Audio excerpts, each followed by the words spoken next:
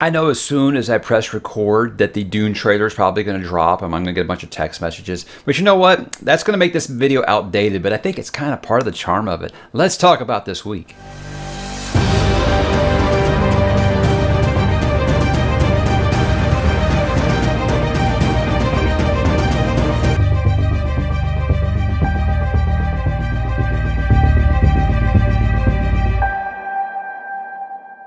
Hey, what's up, bookworms? Hope everyone's having a great weekend. Mike back to talk a little weekly update for the week that was and the week that's gonna be. Let's do like we always do and kick things off with a little bit of what am I reading? What did I read this past week?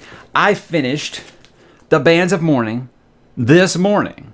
I will get into that when I do my review. Let's just say the opinion is mixed. And I'm starting to think that maybe Mistborn Era 2 might not be for me. And like I said, I'll get more in depth with that when I do my review, which I will be doing. That will be wrapping up Mistborn for Cosmere 2020, as there is no more. I am going to throw in some secret history stuff in that review before you ask. I am going to read secret history before I do that review, and I'll talk about secret history in that review. So that will be the last of Mistborn for Cosmere 2020, because in September we are shifting to Stormlight September, which I'll get into later. But that was what I did, and then I am still working on The Shadow of What Was Lost, and look, man, it's good. I'm almost done. It's a big old beast of a book, and I was splitting time with Mistborn and The Hunger by Almakatsu, which again, that hasn't taken priority because I'm not doing that review until October for Fright Fest. But yeah, this, I'll get into it in a little while. But yeah, I've been working on that almost all week. I find myself one more chaptering it very, very late at night, to the point to where, yeah, I earned this luggage, baby. I earned it. It's not just because I'm old. I earned that luggage because this book's keeping me up at night, and the kids are getting me up really, really early. And like I said, The Hunger, that's kind of what I'm working. I'll probably finish that here over the weekend, and then I'll be ready to go into September for all kinds of stuff, which brings me to what am I going to read? After The Shadow of What Was Lost, I did get the email from the publisher that my advanced reader copy of Battleground by Jim Butcher will be coming through. Here's the thing.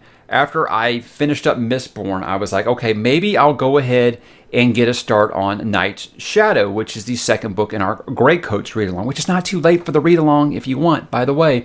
Trader's Blade, you can read that in a couple of days, but Night's Shadow is book 2 of that, which starts in September. So I thought, I've got maybe two advanced reader copies coming in September. Maybe I should go ahead and start Night's Shadow a little bit early. Well, if Battleground shows up next week like they tell me it's supposed to, like I said, guys, I'm still new to this advanced reader copy thing. It seems like all these publishers are like, "Oh yeah, no problem. We will put you on the list and we'll get it out to you." And then they ghost you. So I'm not really sure about how that works. So that stuff is all up. I'm trying to leave September open for that and another one. Look, I was going to read Night's Shadow, like I said, but I'll read Battleground first, and I'm going to push everything aside for that read-along, because I feel like that is what we're promoting here on the channel. The first of each month, that first week, we're doing that read-along. So I will push it for everything except Joe Abercrombie. If I do get my advanced reader copy that he is supposed to send me for The Trouble with Peace, obviously, I mean, that's my favorite fantasy author. That's like telling me, hey, you got a new Beatles album, but you can't listen to it until you listen to this other Maroon 5 album first. Not comparing anything to Maroon 5. Just giving you, as far as my hierarchy goes, hierarchy? That's a fun word, hierarchy. Stephen King and Joe Abercrombie usually get pushed to the top regardless of what's going on. But again, I want to participate in the read-along, and I want you guys to participate in the read-along. But it's all up in the air. I do know that Joe Abercrombie himself messaged me and said he would put me on the list for it. I don't know how this all works. Like I said, I don't know if he's shipping it to me from London, and if he is, it probably won't get here before the U.S. release date. I don't know. Again, I'm leaving myself open for these things. But that is everything that is going on for what I'm going to read. This is really kind of some long-term planning here. This is probably December would be the earliest that I get to this. And yes, we'll joke about my breaking TBR here in a minute. But I have been having a lot of conversations on the old interweb with a man named Christopher Racchio. I hope I'm saying that right. My guy, Brian Lee Durfee, awesome channel. Check it out if you haven't. Brian Lee Durfee, he is a published author, writes The Five Warrior Angels, and he has reviewed these books that Mr. Rocchio is writing, and he pronounces it Christopher Rocchio, and he actually knows the man, so I'm assuming that is the proper way to say it. Anyhow, his series called Sun Eater, the first book being Empire of Silence. I have been speaking with this man for a week now, just back and forth in emails and on Twitter. A Twitter follower actually mentioned me to him, saying that I would be someone that he would like to see review his books. And so he sent me a signed copy of the first book, Empire of Silence, and I thought, okay, sure, I'll get to that. I mean, I haven't even got to Brian's book yet. But here's the thing. This guy, it's got like a little crease in it, and that pisses me off. That's why I can't stop looking at it. This guy loves Dune every bit as much, it seems like, as I do, and he loves it for the same reasons. It's not just someone who says, "Oh yeah, I love Dune," and then you talk to him about it, and you can tell you didn't really love Dune. You'd like to say that because it makes you seem awesome to the sci-fi crowd. This dude gets everything that I love about Dune, and in our conversations, it seems like he's injected a lot of that into his stories. So yeah, I am very, very intrigued. I know I didn't even have this series on my my whatever number it was, sci-fi series I want to start. I want to read this because, again, I hear all the time, "Oh, you'll love it. It's just like Dune. You'll love it. It's just like Ender's Game. You'll love it. It's just like Dune." I get those a lot, and then I read them, and it's not like either of them. This one, I'm starting to believe it might actually be like Dune. So, yeah, that's got my attention. So, again, that isn't happening anytime soon. I've got just too much stuff going on in September and October and November. And I was actually looking at my adjusted TBR the other day because I added Licanius in there, and it is nuts. So, again, December at the earliest, but I'm very, very intrigued by what I've heard about the series. And thank you, Christopher, for sending me this book and signing it. And he got it to me in like 2 days. So I'm very excited to read it, and I will read it. And Brian, I swear I'm going to read your book too. I have it on the schedule, I think, for January or February of next year. It's going to happen. I'm sorry it's taken so long. Okay, there we go now. That is what is in my plans for what am I going to read. Let's talk about this week on the channel. I talked about my inability to stick to a TBR. I did this video about just unexpected, just off the cuff, because I wanted to read Licanius. I have been putting this series off for a while now. I'd heard really good things from people that I trust. Yes, I know bigger booktubers than me have completely taken shits on this book.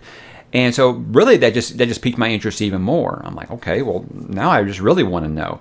But a lot of people I trust have said it's very intelligent. I mean, yes, he's a first-time author, so there are some things that you're going to feel like, wow, that could have been done differently. But I was like, if I let this series slide until 2021, when I start Malazan, which is where I'm clearing the decks, Malazan is what matters, and then Realm of the Elderlings is what matters second most. That's why I was like, I will never get to this series if I don't fit this in there. And now that I've read, 600 pages in, less than 5 days here, you can see that I don't think it'll be a problem finishing it, but I did had to bump some things. And I know I make those TBR videos, and everyone knows that if it's something that I really, really am interested into, I'll find a way to break it in. I will find a way to get it in there somehow. Yes, what I decided to do with this was there's a couple things in Fright Fest that I was planning to reread that I'm just not going to reread. And I explained it in that video as it's just, life's too short to do rereads right now. There's too much stuff that I want to read that I'll probably never get to be bogging it down with 500-600 page rereads. That's why I even stopped my Stephen King reread. So if I can do it to the King, I can do it to anybody, right? So I remember Lovecraft and Mary Shelley and Bram Stoker well enough that I don't feel like I need to do a reread on those to do the reviews for October. But it doesn't mean I'm not ever going to reread them. It's just not going to happen before the end of 2020. So there it is. I listed my auto-buy authors, is what I call them. It's 8 authors that are working right now that I feel like no matter what they put out, they could say, hey, Mike, I've got a new book coming out. Do you want to review it? And I wouldn't be like, tell me no more. Just send it, please, and I will read it. And I did that, and I feel like I got mostly good reception. A lot of people were like, what about this, this, and this? I'm like, well, I haven't read them. Just the usual stuff. But I think some people were surprised by some of the placement on there. But if it's constant watchers of the channel, I felt like they pretty much knew probably 5 to 7 out of the 8 that I was going to list. There are a lot of people fighting for George R. R. Martin's honor in the comments. Probably all Sheik's burner accounts. If you're on the Discord, you know who that is. Hi, buddy. So I thought it was a fun thing to do. I get constantly asked who are your favorite authors working right now. But the weird thing I get now is that people are like, hey, well, do like your favorite dead authors. I'm like, wow, that's really morose. But okay, I could probably do that.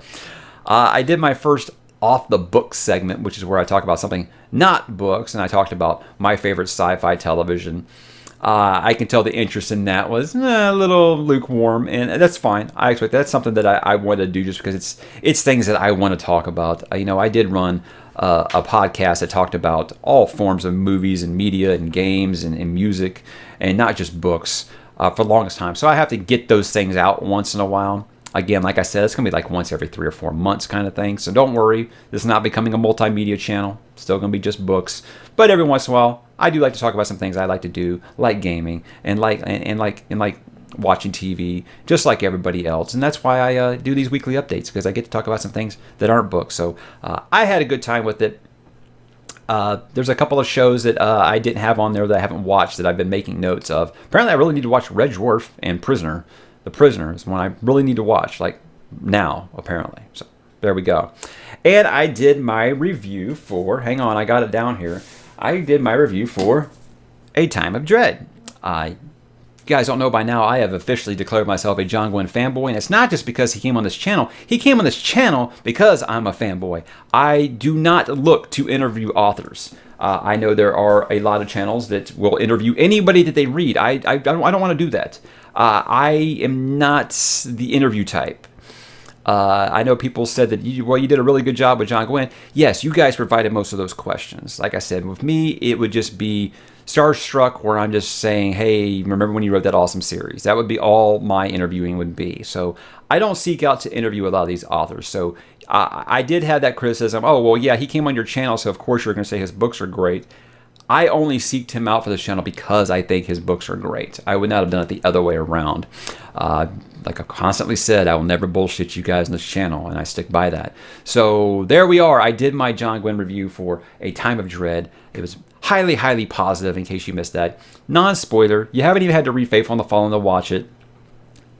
I hope you'll check it out. I hope you'll check out all of his books. A couple of things for next week that I have planned. I will be doing my review for The Bands of Mourning, like I said, and Mistborn, A Secret History, which I haven't read. Or is it A Secret History or The Secret? Or is it just Secret History? I don't know if there's an A or a The in front of that. Who knows? Probably doesn't really matter, but it'll matter to somebody. Sanderson fans love to get out that red pen and tell you when you got a word or a syllable wrong. I love you guys. You guys are awesome. Yeah, that will be closing out the Mistborn coverage for now until, I guess, Book 7 comes out. I don't really know if he has any plans for that right now. I know that he wants to finish that Skyward series, I think, first. I'm not sure what the rumors are. All I know is he's got a new Stormlight book coming out, and that's what matters. And that's why we will be getting into Stormlight September. I'll touch on this more on next week's weekly update about the plans for Stormlight September, but I think something that a lot of people that are new to the channel come and be like, I've seen all your reviews, and I'm stunned that you haven't done any Stormlight reviews. Well, I was just holding it off for that fancy tagline of Stormlight September. My guy Alex just recently did his review for Way of Kings. I got some good chuckles out of it. But I think that seeing anybody put new eyes on something that's been as hyped as much as Stormlight Archive, which it has been hyped to the moon. I mean, people call Way of Kings a perfect fantasy book. So I'm sure you set that bar that high. People are going to have differing opinions on it. But I can't wait to talk about Stormlight. That is my favorite Brandon Sanderson series.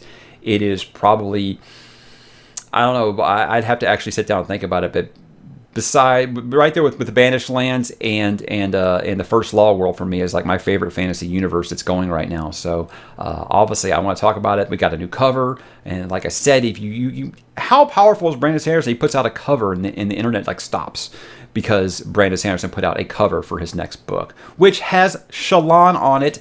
Eat it, haters! I love Shallan. Shallan is the greatest. have her signed picture. Well, I mean, signed by Brandon Sanderson, but in essence, it's signed by Shalon, right? So Stormlight September stuff is going to be plentiful. I'll just put it there. So if you've waited this long, I don't think that I can maybe do as good as my guy Captured in Words does Stormlight stuff, but people want my opinions on it. So I'll give you some Stormlight opinions. Team Dalinar, Team Shalon forever. There we go.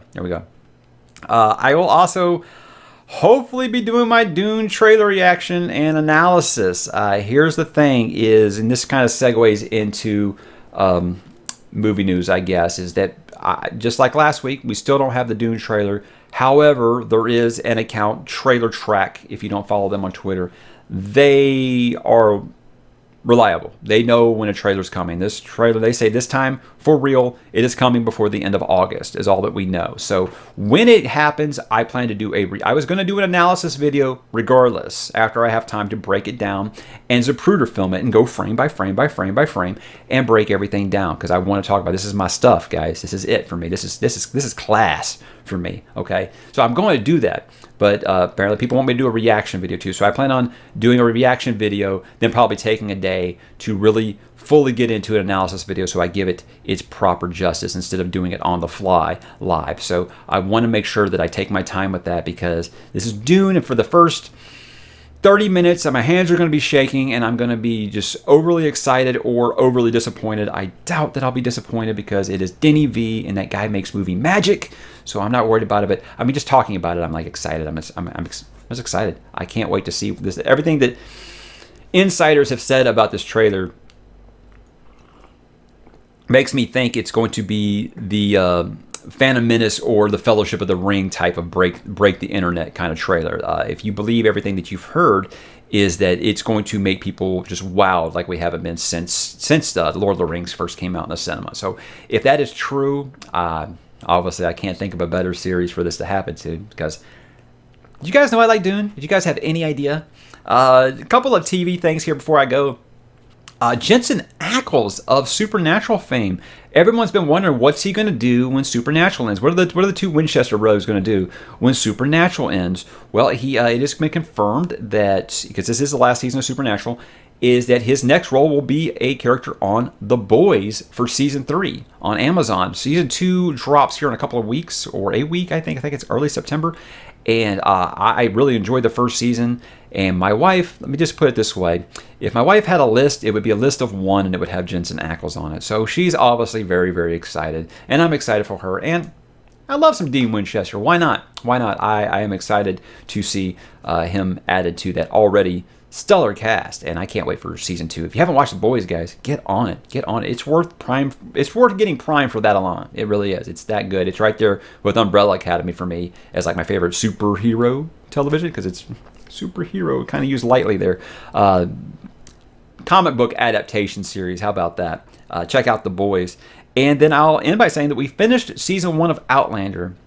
You know, I talked about Outlander a while back, and if I thought it would be suitable television for guys. And what I meant by that was not the whole like male ego thing or whatever people throw at you. It was more of a, look, there are some things that are made for women, and there are some things that are made for guys. It is. I know that that's really weird for people to hear now, but there's stuff that is aimed for a target demographic. And what I asked in that video was this just aimed at women? And I can tell you guys, no, it was not just aimed at women. Sure, there are things that women can watch there, but me and my wife both enjoyed this first season. And there is I can't think of the actor's name right now, but he played Edmure Tully on Game of Thrones. That's how you might know him. But he plays Black Jack Randall on this show. And this guy is a straight up Joe Abercrombie villain. I am stunned that Joe Abercrombie didn't write episodes 15 and 16 of that first season, because it was everything that makes the first law uncomfortable to read. It was messed up. And I mean, in a way that this is just one of the cruelest and most demented villains I've seen on television. So I know that is the spot that loses a lot of viewers. It met the hype for sure, but we are very anxious to keep going to see where it's going to go, because we're going to have a completely new setting in season 2. So yes, Outlander is very good for guys. I have answered my own question now. I've had people ask me for updates. It took us a while to watch season 1 just because it is very adult and we have to wait for the children to be asleep. And I've always got a damn book on my nose whenever the kids are asleep. So that's why it took us so long to finish it. But Outlander, yeah, I'd recommend it. I think if you're going into it expecting some big, epic, sweeping drama, fantasy, you'll be disappointed. If you want just an entertaining show with fantastic cinematography, wonderful costuming, and just a stellar soundtrack, Barry McCreary is just awesome in everything that he does. I think you're going to have a good time. I don't see how the gentleman who plays Jamie on there is not an A-list movie star. He's just got like that chiseled jaw that you would imagine a movie star would have. But it's a fun show. I mean, I don't want to say fun because it has some dark stuff. And yes, it is very, very, very graphically sexual. So if that's your bag, I think you're going to be quite entertained. But it's a wonderful cast. I'm enjoying the show quite a bit. And again, Ronald D. Moore can do no wrong for me. So I think that him being the brains behind this, well, I mean, obviously Diana Gabaldon is the brains behind it. But as far as the adaptation goes, Ronald D. Moore being the brains behind this, can't do wrong for me. So guys, that was my week. What are you up to? What are you watching? What are you listening to? What are you playing? What are you reading? As always, there is no wrong answers. Drop in the comments and let me know, and have yourselves a great, great weekend. I'll talk to you next week.